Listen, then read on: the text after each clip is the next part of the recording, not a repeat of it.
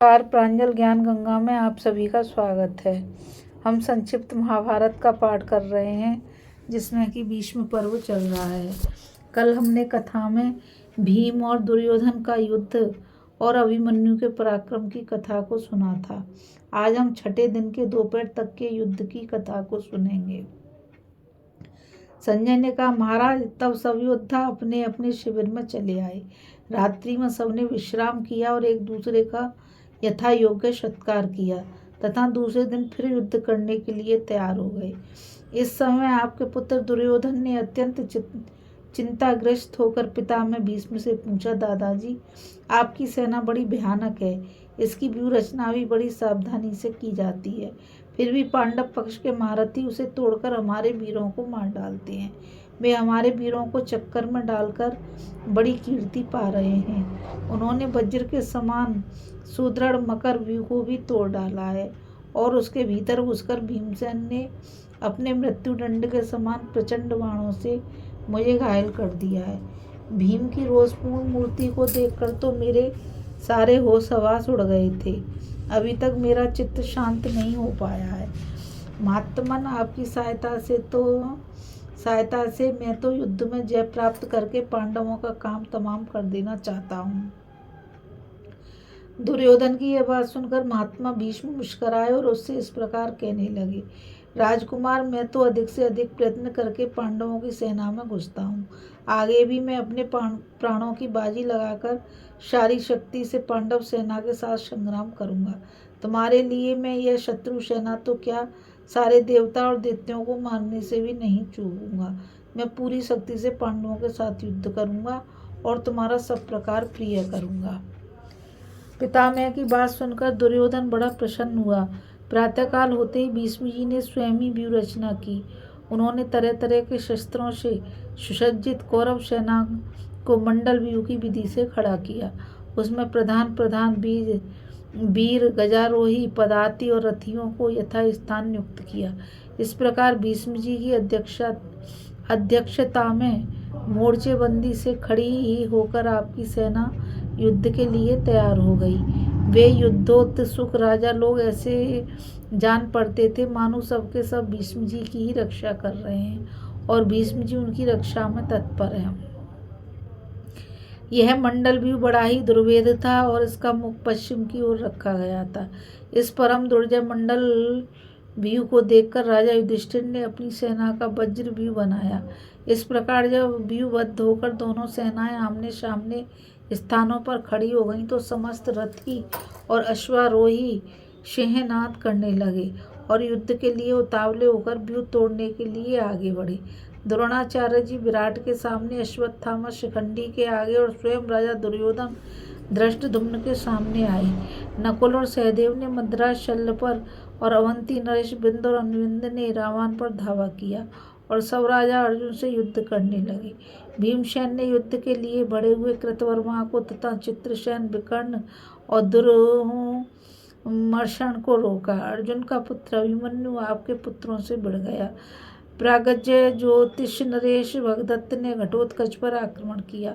राक्षस अलम्बुश रणोन्मत्त सात्की और उसकी सेना पर टूट पड़ा था। भूरिश्रवा धृष्टकेतु के साथ युद्ध करने लगा। धर्मपुत्र युधिष्ठिर राजा अश्वत्थायु से, चेकितान कृपाचार्य से तथा अन्य सब वीर भीष्म जी से ही लड़ने लगे। आपके पक्ष के कई राजाओं ने तरह तरह के शस्त्र लेकर चारों ओर से अर्जुन को घेर लिया। तब अर्जुन ने उन पर बाण बरसाना आरंभ किया। दूसरी ओर से राजा लोग भी अर्जुन पर बाणों की वर्षा करने लगे। इस समय श्री कृष्ण और अर्जुन की ऐसी स्थिति देखकर देवता, देवर्षि, गंधर्व और नागों को बड़ा विस्मय हुआ। तब अर्जुन ने क्रोध में भरकर इंद्रास्त्र छोड़ा और अपने बाणों से शत्रुओं की सारी बाण वर्षा को रोक दिया। अर्जुन के इस पराक्रम से सभी चकित हो गए। उनके सामने जितने राजा, घुड़सवार और गजारोही आए, उनमें से कोई भी घायल हुए बिना न रहा। तब उन सब ने भीष्म जी की शरण ली। उस समय अर्जुन के बल रूपी अगाध जल में डूबते हुए उन वीरों के भीष्म जी ही जहाज हुए। उनके इस प्रकार भाग आने से आपकी सेना छिन्न भिन्न हो गई और आंधी चलने से जैसे समुद्र में क्षोभ होने लगता है, उसी प्रकार उसमें खलबली पड़ गई। अब भीष्म जी बड़ी फुर्ती से अर्जुन के सामने आए और उनसे युद्ध करने लगे।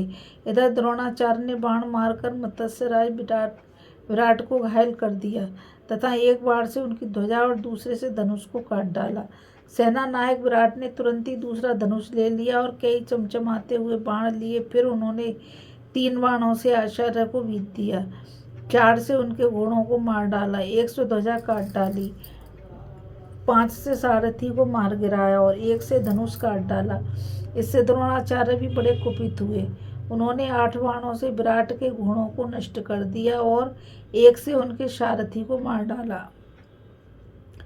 विराट रथ से कूद पड़े और अपने पुत्र के रथ पर चढ़ गए। तब वे पिता पुत्र दोनों ही भीषण बाण वर्षा करके बलात् आचार्यों को रोकने का प्रयत्न करने लगे। इससे चिढ़कर आचार्य ने राजकुमार शंख पर एक सर्प के समान विषैला बाण छोड़ा। वह बाण शंख के हृदय को भेदकर उसके खून में लथपथ होकर पृथ्वी पर जा पड़ा। शंख के हाथ का धनुष उसके पिता के ही पास गिर गया और वह स्वयं रणभूमि में लौट गया। पुत्र को मरा हुआ देखकर राजा विराट डर गए और द्रोणाचार्य को छोड़कर युद्ध क्षेत्र से चले गए। तब द्रोणाचार्य ने पांडवों की विशाल बाहिनी को सैकड़ों हजारों भागों में विभक्त कर दिया। शिखंडी ने अश्वत्थामा के सामने आकर 3 बाणों से उनकी भ्रगटी के बीच में चोट की। इससे क्रोध में भरकर अश्वत्थामा ने बहुत से बाण बरसाकर आधे निमिष में ही शिखंडी की ध्वजा, सारथी, घोड़ों और हाथियों को काटकर गिरा दिया।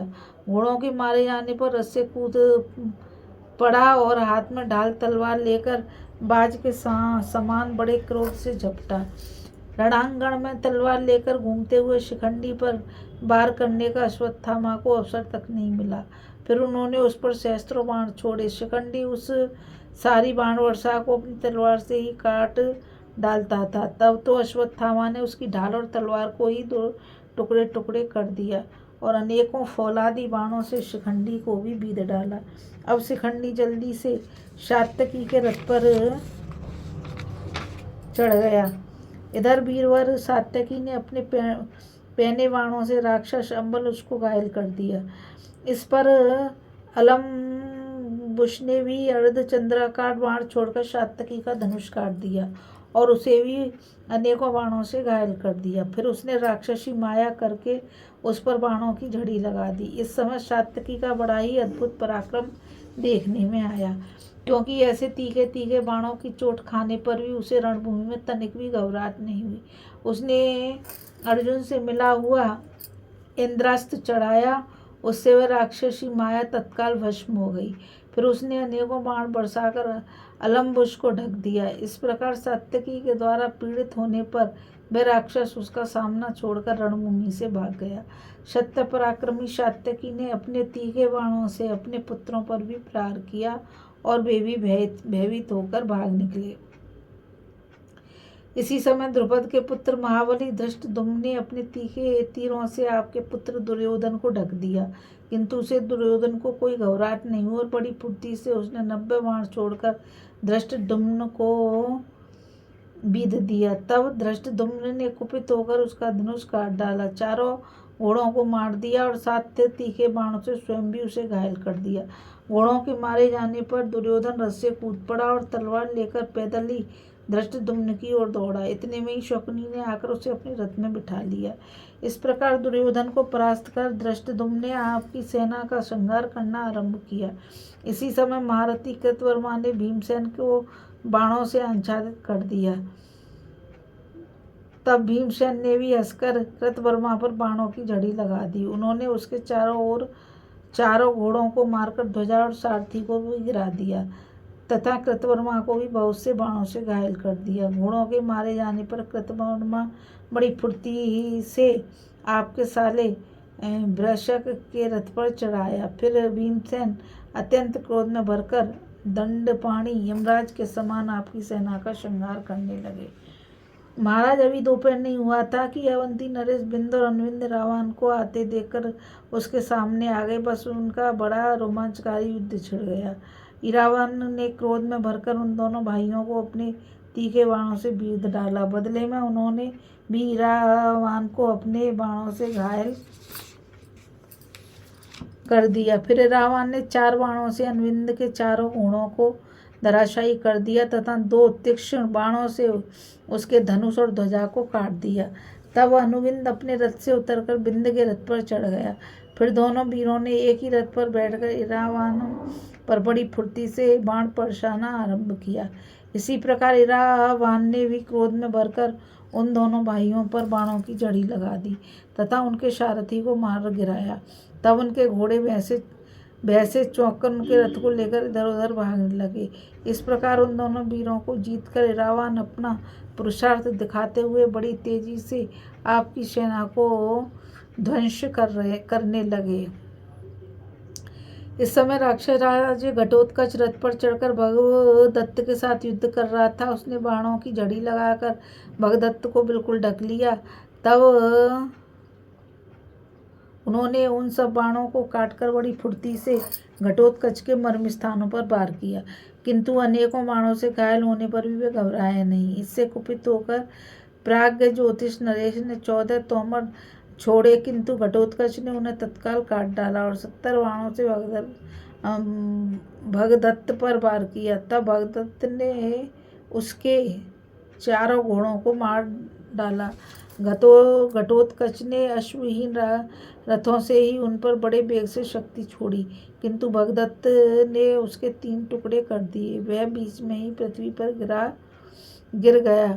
शक्ति को व्यर्थ हुई देखकर घटोत्कच भयभीत होकर रणभूमि से भाग गया। घटोत्कच का बल पराक्रम सर्वत्र विख्यात था। उसे संग्राम भूमि में सहसा यमराज और वरुण भी नहीं जीत सकते थे। उसी को इस प्रकार परास्त करके राजा भगदत्त अपने हाथी पर चढ़े पांडवों की सेना का संहार करने लगे। इधर मद्राज शल्य अपनी बहन के युगल पुत्र नकुल और सहदेव से युद्ध कर रहे थे। उन्होंने उन दोनों को अपने बाणों से एकदम ढक दिया। तब सहदेव ने भी अपने बाण बरसाकर उनकी प्रगति को रोक दिया। सहदेव के बाणों से आच्छादित होने पर शल्य उसके पराक्रम से बड़े प्रसन्न हुए तथा अपनी माता के संबंध से उन दोनों भाइयों को भी अपने मामा का जौहर देखकर बड़ी प्रसन्नता हुई। इतने में ही महारथी शल्य ने 4 बाण छोड़कर नकुल के चारों घोड़ों यमराज के घर भेज दिए। नकुल तुरंत ही रथ में कूदकर अपने भाइयों के रथ पर चढ़ गया। इस प्रकार उन दोनों भाइयों ने एक ही रथ में बैठकर बड़ी फुर्ती से बाण बरसाकर मद्रराज को ढक दिया। इसी समय सहदेव ने कुपित होकर मद्रराज पर एक बाण छोड़ा। वह उनके शरीर को छेदकर पृथ्वी पर जा पड़ा। उसकी चोट से मद्रराज व्याकुल होकर रथ से पिछले भाग में बैठ गए और उसकी वेदना से अचेत हो गए। उन्हें संज्ञा सून देकर सारथी रथ को रण क्षेत्र से बाहर ले आया। यह देखकर आपकी सेना के सब वीर उदास हो गए तथा महारथी नकुल और सहदेव अपने मामा को परास्त करके हर्षध्वनि और शंखनाद करने लगे। इस कथा में बस इतना ही। अभी हम कथा में 6ठे दिन के दोपहर तक के युद्ध की कथा को पढ़ रहे थे। अब आगे हम 6ठे दिन के दोपहर से पीछे के युद्ध की कथा को पढ़ेंगे। इस कथा में बस इतना ही। मुझ गीता रावत को आज्ञा दीजिए। कल फिर मिलेंगे एक नई कथा के साथ। और मैं आप सभी से यही कहना चाहूँगी, इस चैनल को ज़्यादा से ज़्यादा लाइक शेयर और सब्सक्राइब करिए ताकि यह अमूल्य ज्ञान अधिक से अधिक लोगों तक पहुँच सके। इस कथा में बस इतना ही। राधे राधे। जय श्री कृष्णा। नमस्कार।